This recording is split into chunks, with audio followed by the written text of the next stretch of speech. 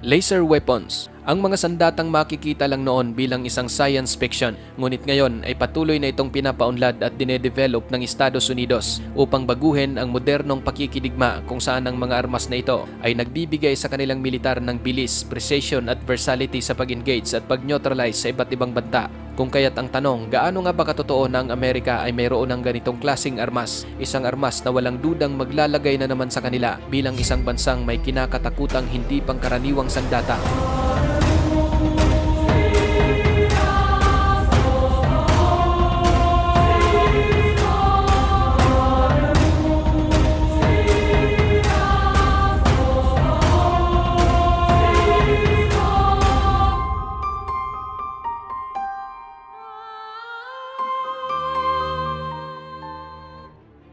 December 2014, White Sand, New Mexico.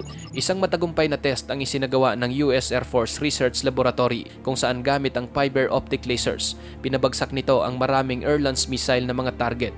Napagtanto ng US na ang nasabing bagong tuklas na sandata ay maaring ilagay at subukan sa isang F-15 fighter aircraft at iba pang mga single-engine fighter tulad ng F-16 Fighter Falcon at F-35 Lightning II. At kung mapapatunayan na ito ay isang viable at effective tulad ng kanilang inaasahan, ang mga nasabing laser weapon ay walang dudang magkakaroon ng malalim na epekto sa aerial warfare kung saan sa pamamagitan nito, mas mapapahusay ang survivability ng mga fighters, bombers, tankers at kahit na ang mga transport plane laban sa mga napakamapanganib na anti-aircraft missile. At dahil sa na-develop na laser weapon na ito, kumbinsido ang Amerika na sa hinaharap opisyal na silang magkakaroon ng walang kapantay na bilis at napakasintadong air-to-air and air-to-ground weapons na mayroong unlimited ammunition capacity at babaguhin din ito ang kakayahan ng mga aircraft ng US sa pamamagitan ng pagbibigay nito ng walang kapantay na bilis at accuracy laban sa kahit anong mga target. Mabilis na naging tanyag sa US ang nasabing mga laser weapon at agad itong sinubukan ng US Army na i-apply sa mga maliliit na armas at mga helicopter-mounted anti-drone at missile lasers at bilang close defense system sa mga barko ng US Navy kung saan naging isa itong malaking bentahe sa labanan dahil sa pagiging mahirap mapantayan ng speed of light, stealth capabilities at walang kapantay na precision. At bukod pa riyan, napakababang halaga lamang ang bawat shot ng armas na ito, ngunit mayroong halos unlimited ammunition capacity, bagay ng naturang laser weapon ay masasabing isang uri ng highly cost-effective and efficient. Ngunit ang naturang mga laser weapon ay nangangailangan ng isang significant amount of power upang mapanatiling hindi naghihiwalay ang liwanag, lalo na kapag ito'y gagamitin sa malalayong distansya. Mariring maranasan ng armas ang pagbaba ng pagiging epektibo kapag ginagamit ito sa hazy atmospheric condition dahil ang laser beam ay maaring kumalat at ang mga ito ay bumubuo ng thermal build-up sa panahon ng operasyon na maaring kailangan ito ng isang cooling system at napakalaking power source upang matugunan ang ganitong mga hamon. Ang laser weapon na ito o ang self-protect high-energy laser kung tawagin ay pangunahing gagamitin bilang isang defensive active protection system. Idinisenyo ito upang wasakin ang papalapit na target gaya ng air-to-air at surface-to-air missile o mga long-range missile ng Russia at surface-to-air missile o R-37 air-to-air missile na maaring nagbibigay banta sa mga mahihinang suportang radar at mga tanker planes mula sa mahigit 200 milya ang layo. Wala ring tinatawag na kinetic effect ang nasabing mga laser weapon. Mabilis at asintado umano nitong wawasakin ang mga sensitibong optical guidance system ng mga paparating na missile. Samantalang ang mas malakas naman na uri ng laser weapon na ito ay mabilis lang din pinsalain ng missile flight control fins o kahit ang tinatawag na thermally trigger warheads at madali rin itong gamitin bilang isang offensive weapon laban sa mga aircraft ng kaaway at maging sa mga surface targets. Maaring mag-double duty ang isang laser weapon bilang mga sensor system na nagtataglay ng napakabilis na engagement laban sa mga paparating na banta kung saan gumagana ito sa bawat potensyal na target sa pamamagitan ng pagpuntirya sa isang direktang linya.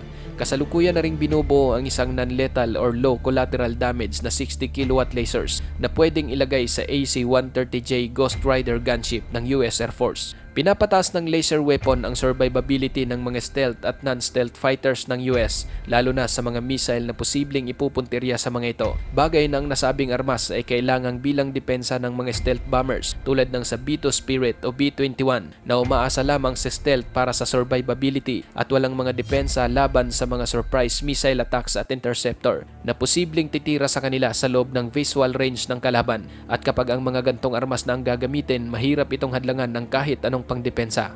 Binubuo ng tatlong bahagi ang Cell Protect High Energy Laser Demonstrator Program ng US Air Force. Ang mga ito ay ang Laser Advancement for Next Generation Compact Environments na dinevelop ng Lockheed Martin at Air Force Research Laboratory, ang Thrift Control System Device na ginawa naman ng Northrop Grumman, at ang Laser Pad Research and Development Container sa ilalim naman ng Boeing.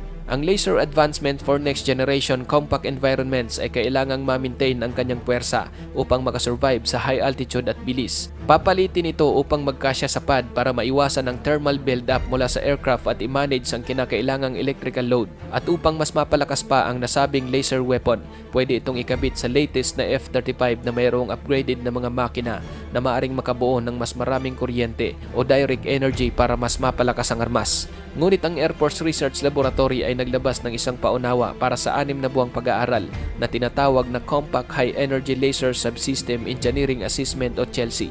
Layunin nito na upang magkaroon ng maraming option kung ano ang pinaka-inaasahang teknolohiya para sa mas makapangyarihang laser, kung saan ang mas malakas ay maaring ipalit sa Cell Protect High Energy Laser Demonstrator upang mas magiging angkop para sa mga offensive application. Plano din ngayon ng Air Force ang isang laser weapon na ikakabit sa kanilang paparating na 6th generation fighters nang hindi nakukompromiso ang aerodynamic at radar stealth na katangian ng aircraft, at plano din nilang pagsamahin ang sapat na power management capabilities upang sumuporta sa armas na mayroong mahigit 100 kilowatts na puwersa para sa anti-air and surface na mga targets. Ang ikatlong programa ay kinasangkutan ng pagbuo ng mga drone na armado ng laser o laser armed stealth drone. Idinisenyo ito upang manmanan at sirain ang mga mapanganib na ballistic missile site. At noong 2010 sa isang test, matagumpay na napabagsak ng Air Force ang 2 ballistic missile target gamit ang isang 747 jumbo jet na mayroong ikinabit na chemical oxygen iodine laser. Ngunit kinansila ang proyekto dahil ang aircraft ay sinasabing hindi kayang mag-survive sa isang hostile airspace. Sinubukan ding gamitin ng US ang konsepto ng paglalagay ng laser weapon sa F-35 para gamiting pangwasak sa mga ballistic missile, subalit mukhang hindi ito naging praktikal dahil sa limitadong loitering ability ng isang short-range stealth fighter. Ngunit ang ganitong problema ay maaari namang masolusyonan kung ang gagamiting aircraft ay ang isang stealth drone dahil taglay nito ang mataas na survivability at long endurance. Noong 2018, ang Missile Defense Agency ng Amerika ay binigyan ng kontratang $37 million ang Lockheed Martin, General Atomics at Boeing upang makabuo ng isang low-powered laser demonstrator, isang slow-moving drone na kinakailangang makapag-transit ng 1,900 miles na target location at iikot ang mga ito sa 63,000 talampakang taas sa loob ng 36 na oras bago makabalik sa base. Dapat din itong may sapat na baterya na kayang ipanatili ang hanggang 30 minutong 140 hanggang 280 kilowatt laser fire. Ikaw kapatid, ano ang masasabi mo sa bagong laser weapon na ito ng Amerika? Para sa iyong opinion, i-comment mo na yan sa ating comment section sa ibaba. At kung nagustuhan mo naman ang video ito, paiwan naman ako ng like at pasubscribe na rin sa ating munting channel. Maraming salamat sa panonood, hanggang sa susunod na naman nating upload. Peace out!